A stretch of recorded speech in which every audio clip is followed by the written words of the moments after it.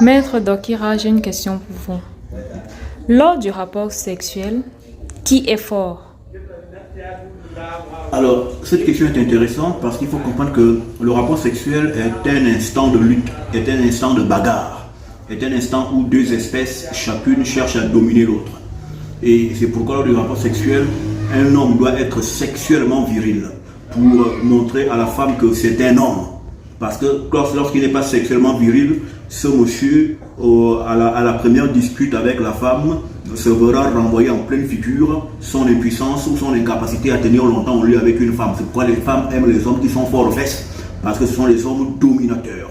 Mais lors du rapport sexuel, des deux personnes les plus puissantes là au lit, c'est la femme. Parce que lorsque la femme s'allonge, lorsqu'elle s'allonge, elle se met en position d'élévation. Parce que l'allongement est une position d'élévation et de glorification, comme déjà l'ai-je enseigné dans des communications passées. Mais en fait et en vérité, la personne puissante pendant l'acte sexuel est la femme. Parce qu'une fois allongée, qu'est-ce qui se passe? L'homme monte au-dessus d'elle. La femme l'avale lors de la pénétration sexuelle et vaginale. Donc la femme absorbe l'homme pendant l'acte sexuel.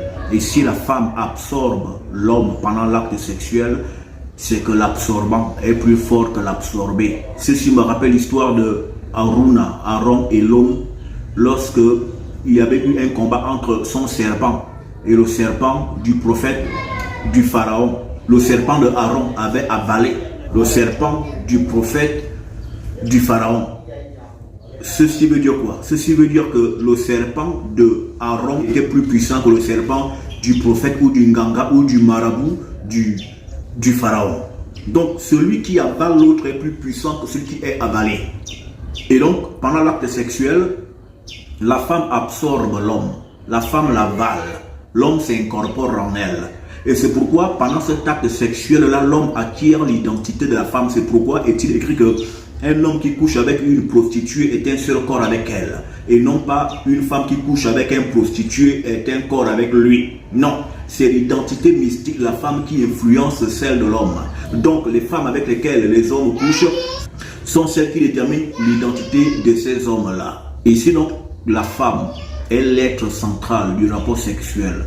C'est que la femme est la maîtresse de cet événement de combat entre deux espèces, où la victorieuse est toujours la femme. Parce qu'une fois que l'homme a éjaculé, son pénis tombe. Alors qu'une femme peut encore continuer ses débats sexuels après l'éjaculation d'un homme. Que Dieu reçoive toute la gloire en Isaïe Ongola. Amen.